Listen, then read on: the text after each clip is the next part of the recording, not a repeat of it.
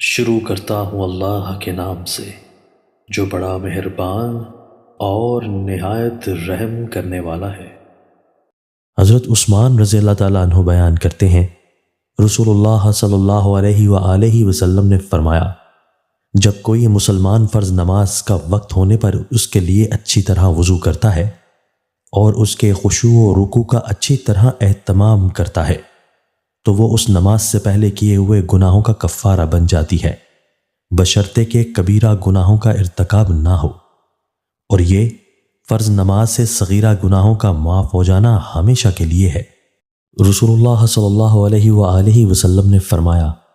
جب بندہ مومن وضو کرتا ہے اور کلی کرتا ہے تو خطائیں اس کے منہ سے نکل جاتی ہیں، جب ناک جھاڑتا ہے تو خطائیں اس کے ناک سے نکل جاتی ہیں، جب اپنا چہرہ دھوتا ہے تو خطائیں اس کے چہرے سے نکل جاتی ہیں، حتیٰ کہ اس کی آنکھوں کی پلکوں کے نیچے سے بھی نکل جاتی ہیں۔ چنانچہ جب وہ اپنے ہاتھ دھوتا ہے تو خطائیں اس کے ہاتھوں سے نکل جاتی ہیں، حتیٰ کہ اس کے ہاتھوں کے ناخنوں کے نیچے سے نکل جاتی ہیں۔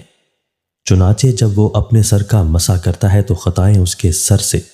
حتیٰ کہ اس کے کانوں سے نکل جاتی ہیں۔ جب وہ اپنے پاؤں دھوتا ہے تو خطائیں اس کے پاؤں حتیٰ کہ پاؤں کے ناخنوں کے نیچے سے نکل جاتی ہیں۔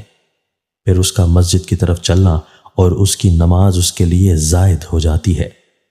حضرت ابو ہریرہ رضی اللہ تعالیٰ عنہ بیان کرتے ہیں،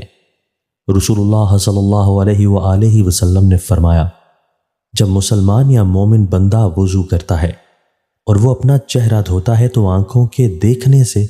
ہونے والی تمام خطائیں پانی کے ساتھ یا پانی کے آخری قطرے کے ساتھ اس کے چہرے سے نکل جاتی ہیں۔ پس جب وہ اپنے ہاتھ دھوتا ہے تو اس کے ہاتھوں سے جو خطائیں سرزد ہوتی ہیں وہ پانی کے ساتھ یا پانی کے آخری قطرے کے ساتھ اس کے ہاتھوں سے نکل جاتی ہیں۔ پس جب وہ اپنے پاؤں دھوتا ہے تو اس کے پاؤں سے جو خطائیں سرزد ہوتی ہیں پانی کے ساتھ یا پانی کے آخری قطرے کے ساتھ اس کے پاؤں سے نکل جاتی ہیں، حتیٰ کہ وہ گناہوں سے صاف ہو جاتا ہے۔ دوستو، اللہ تعالی ہمیں ان احادیث مبارکہ پر عمل کرنے اور اپنی زندگیوں کو سنوارنے کی توفیق عطا فرمائے۔